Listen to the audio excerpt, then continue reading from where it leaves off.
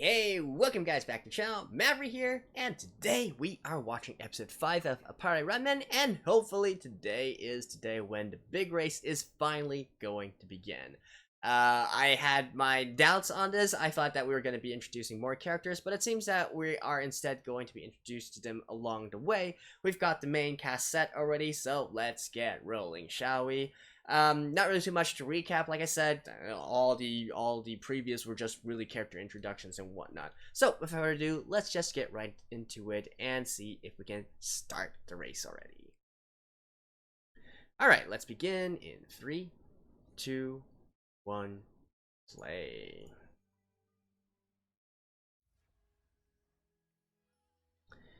Alrighty.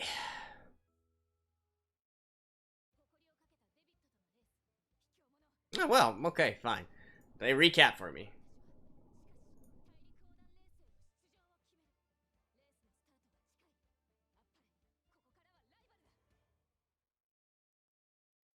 And then they end. Still serving coffee.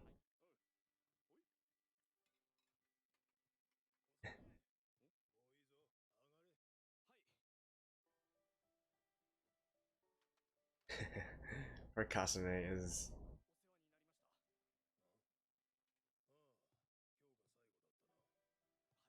hard worker.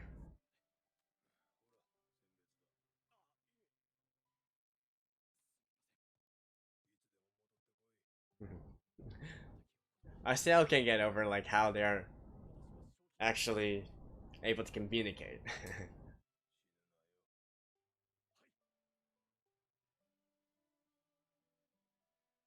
Always serious Kasumi. The Eve, eh? Okay, so maybe we're maybe at the end of this episode we're going to go back to like the it's going to also connect with the first episode, right? Where they actually started the race, literally.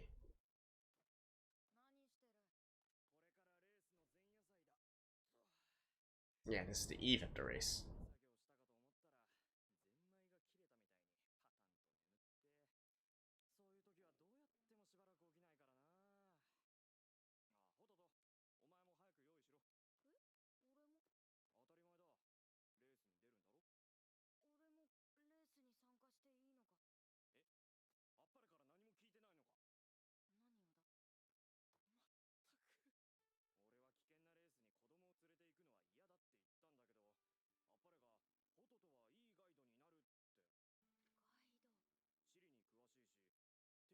Mhm.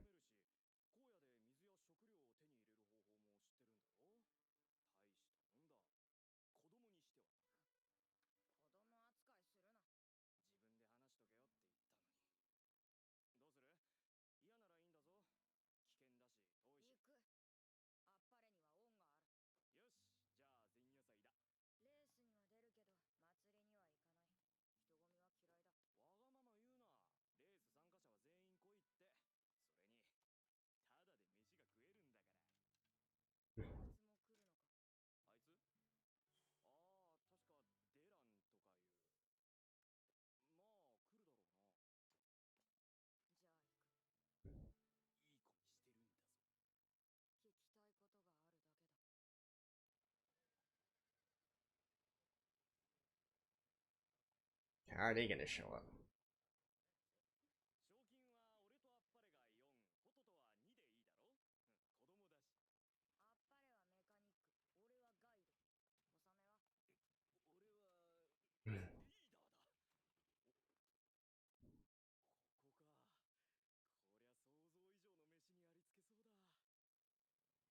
I like how they're just rolling up in like a cart.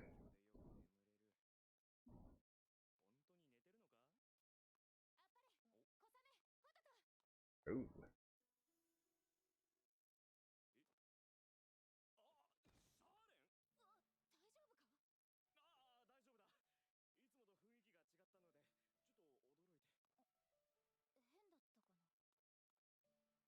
It's.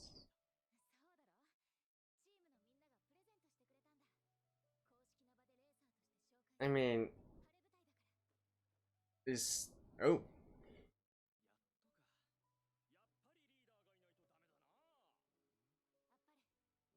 I mean, it's definitely a sort of modification of like traditional Chinese attire, qipao. But you know, there would never be like you sort of like.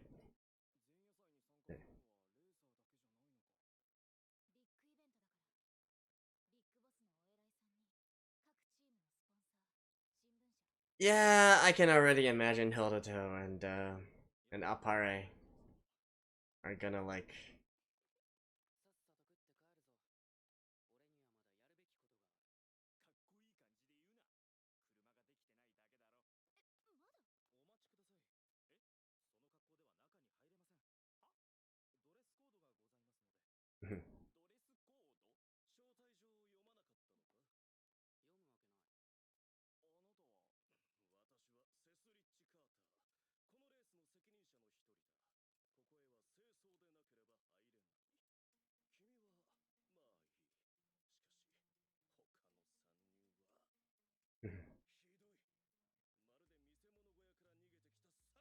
I mean, I can't really disagree with him.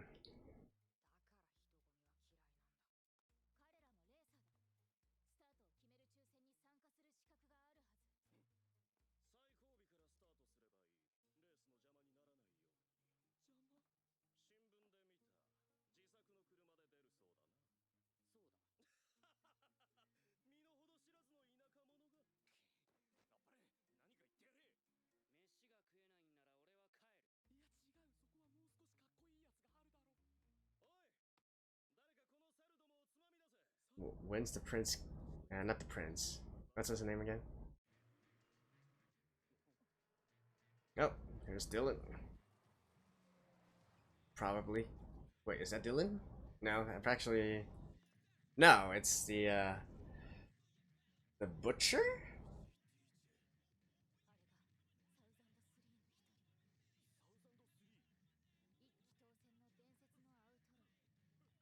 Hey, if he can go in, then the rest of them can go in.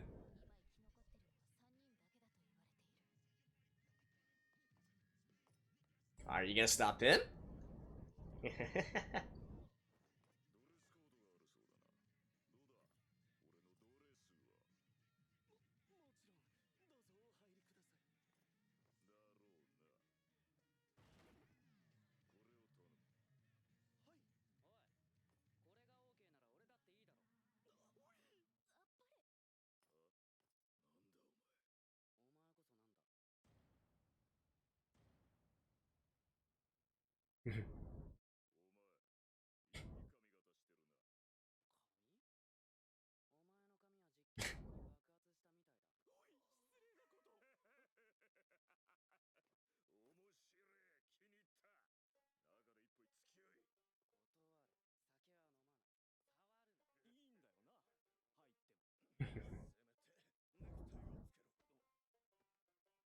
Really? You're...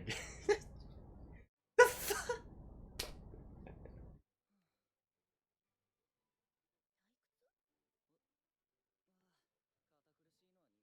Well, once the rest of them come, don't worry. Things are gonna get interesting soon enough, dude.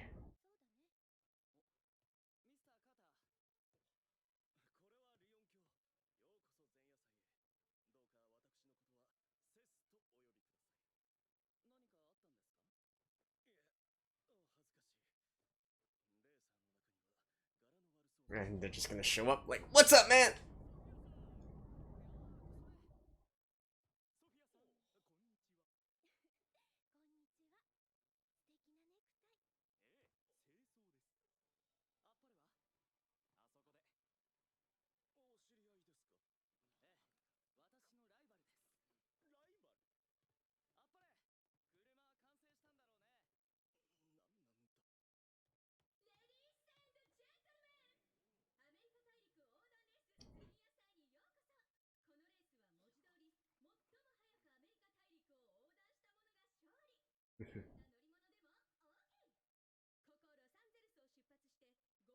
LA and New York.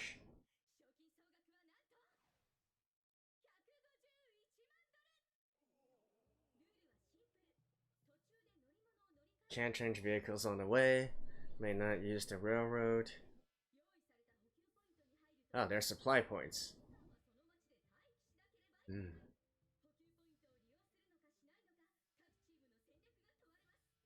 Chicago, New York.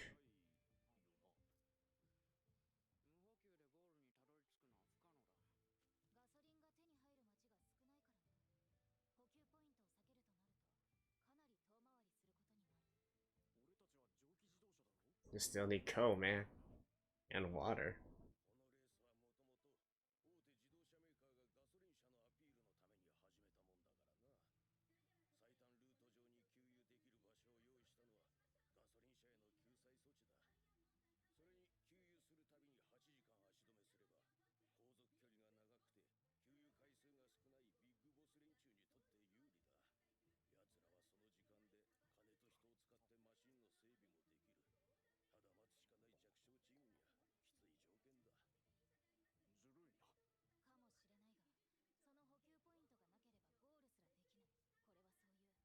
Wait, Rick Carter's the CTO? Ooh.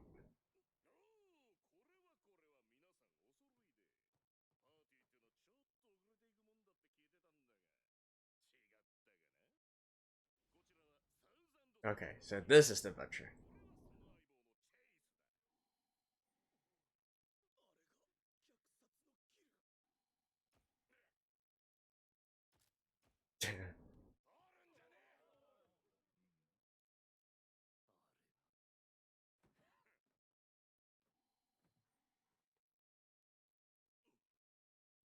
Let's continue. Is then gonna be like, is that a fake?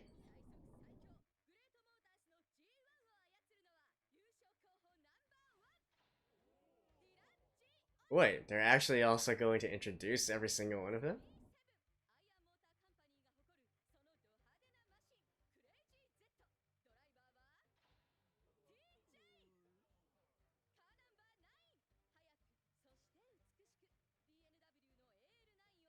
Oh, they actually even give like top speed, range, capacity, and all that.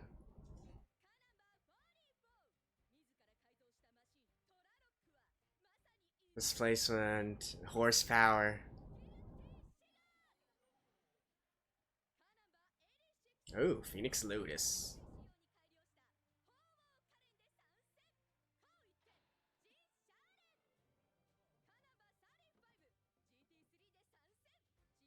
Nope, he's off.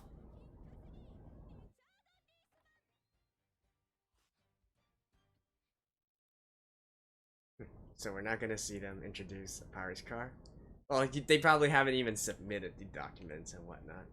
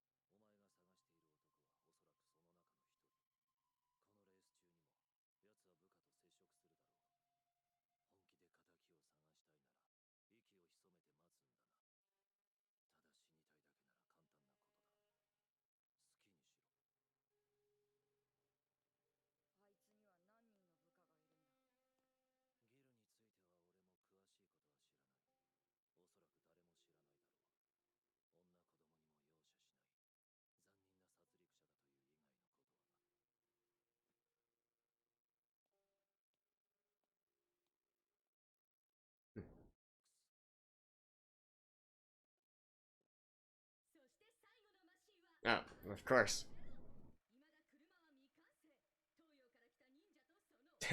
Question mark, question mark, question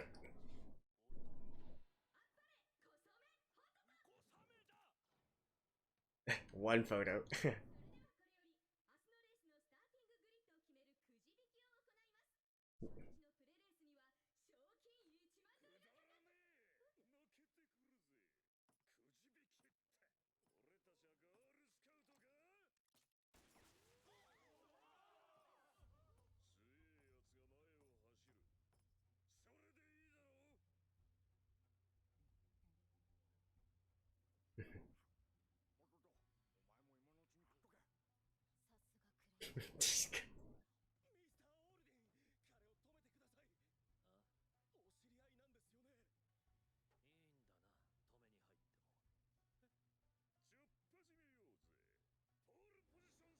A tournament for both.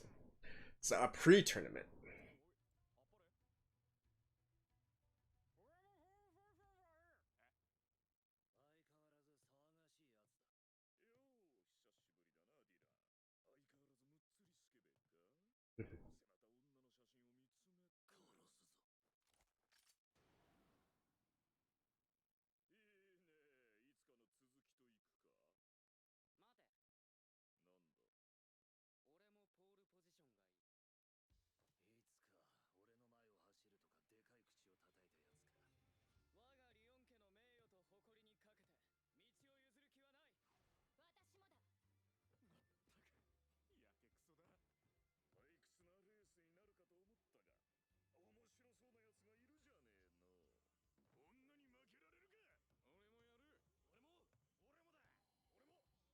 So basically,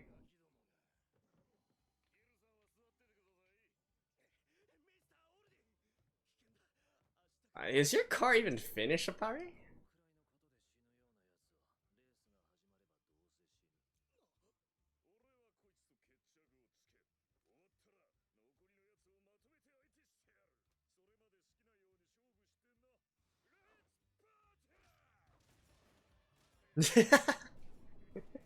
Oh, here's the gun kata.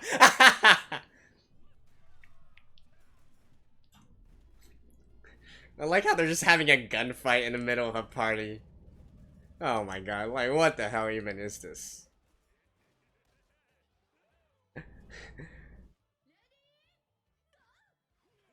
Wait, what? What kind of... Oh. So they weren't actually talking about like a race tournament. Oof. Right to the temple.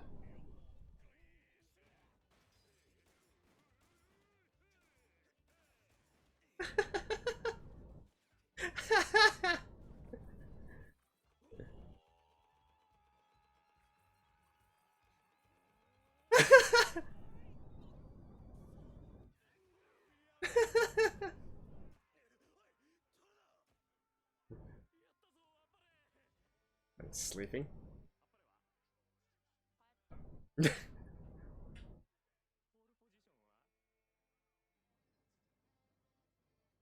He's like, you handle it, customer. That's what I keep you around for.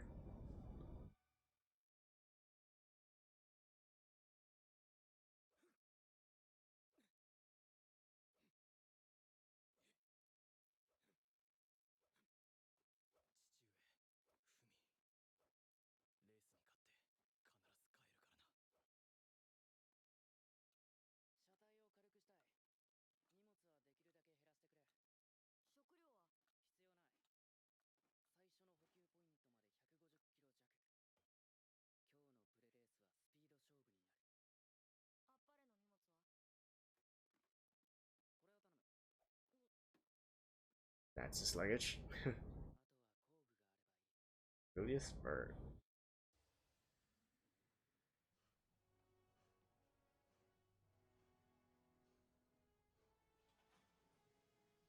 Damn. She does look like a beauty, though. The front is actually a boat.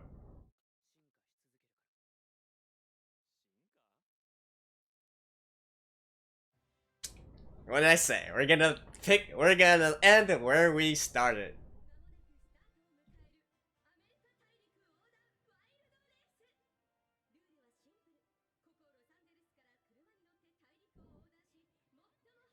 Yeah.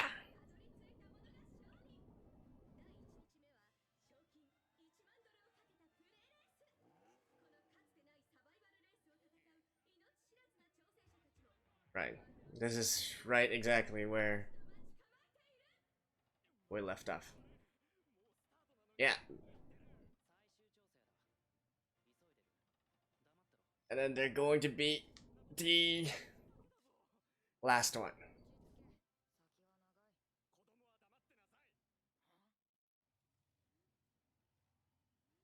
Oh, so those are the positions in the end.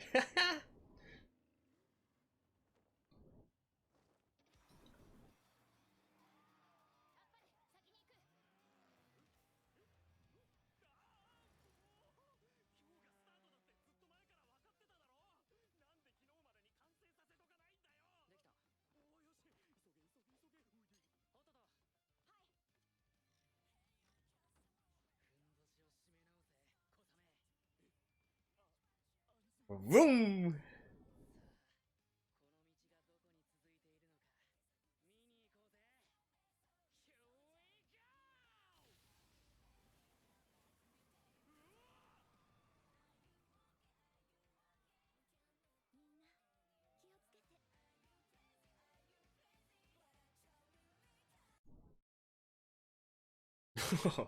Look at that. And they're already duking it out.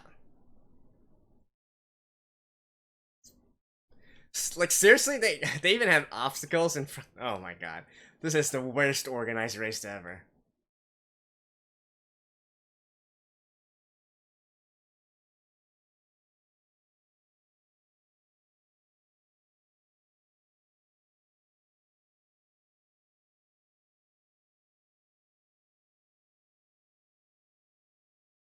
Ooh.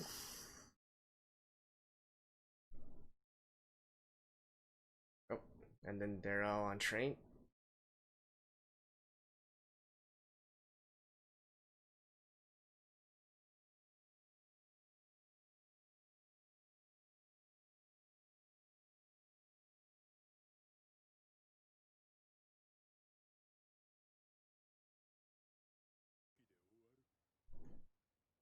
Ooh, spooky sabotage stuff. All right, see you guys after this. And we are off. Finally, as I predicted, the end of this episode coincided with the beginning of the first episode, and well, we come full circle here, right? So now we can finally enjoy the race. There actually are some pretty interesting things, including the rules about the race that was mentioned here. Most specifically, I think about the one where they're having a limited number of supply points, and then if you enter a supply point, you have to stay there for 8 hours, right?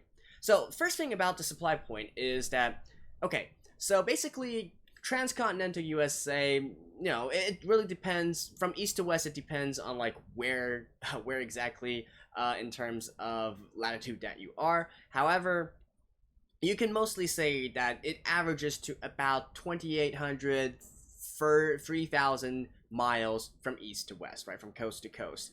Um, I took a look at all the specs of these vehicles, and apparently they only have a range of less than 200 miles. And yet, when we look at the supply points in the middle there, there's only like 4 there, right? So what this means is that they are actually going to have to take gasoline or take their fuel with them. They can't just simply use the fuel that is in their tanks and whatnot. So they will have to maybe do some midway refueling in a case. I'm not quite sure if the rules specify that you can't refuel like in other towns, or it has to be in those supply points. Honestly, if you could refuel at other points, why the hell would you need supply points in the first place, right? So they must be strategically placed in a way that would benefit the big companies, right, as they were discussing here.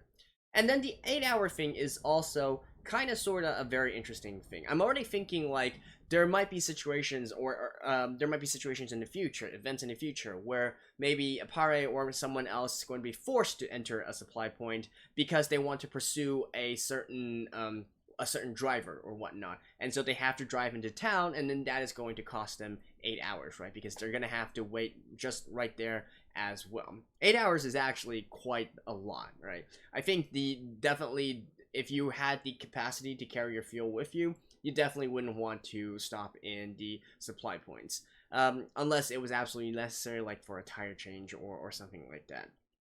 Now, with that being said though, I feel like it's not entirely just in the favor of the big companies. Like, sure, they can have ample time to like the drivers can rest while the mechanic team works on the vehicles and whatnot, so they can make the best out of all this time.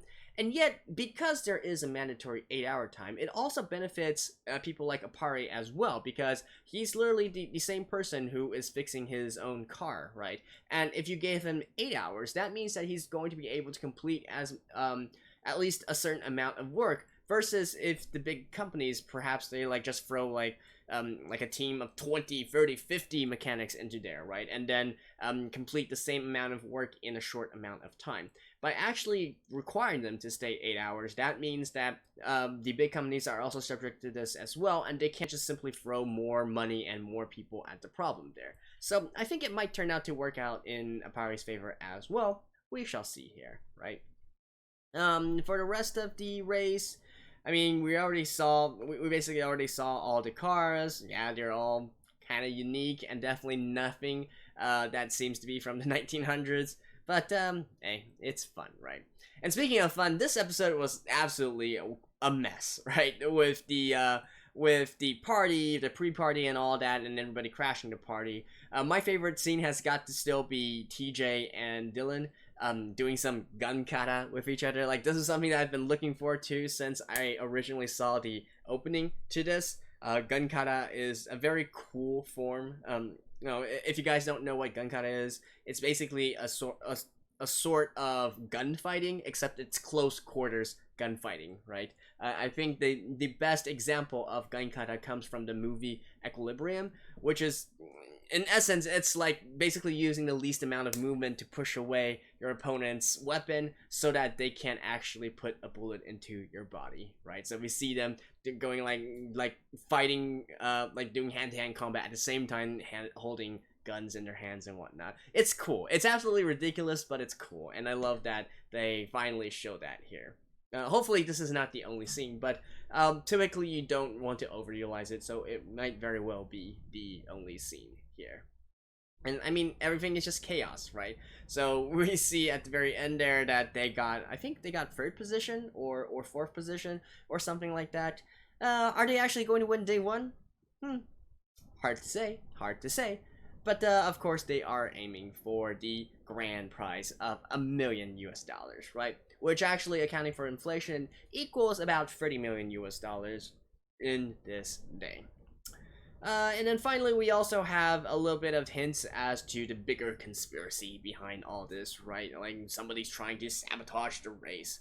I mean, oh, well, we gotta have some more drama, of course. Otherwise, it wouldn't be... Otherwise, it would just be a race, right? And there's no fun in that if it's just a pure race. So we gotta have some other stuff as well. Probably have to solve Hototo's story along the way as well, like find the one who killed his family, and so on, so forth, right? So yeah, in any case, the next episode should be them crossing the more desert regions of the United States. And I think the first stop is a place called Ellie, which is the only stop in all the supply points, which I've never heard of before. I had to look it up. Apparently, if it is going by the true like, if it is going by something that is real, and it should be because all the other names were real, then apparently it is a small town in Nevada. Right? I could be wrong, but I feel like that's what I googled, right? So yeah,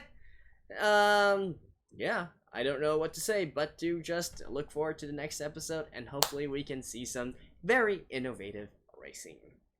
So there we go. That's it for episode 5 of Appare-Ranman, and I will see you guys next week as well.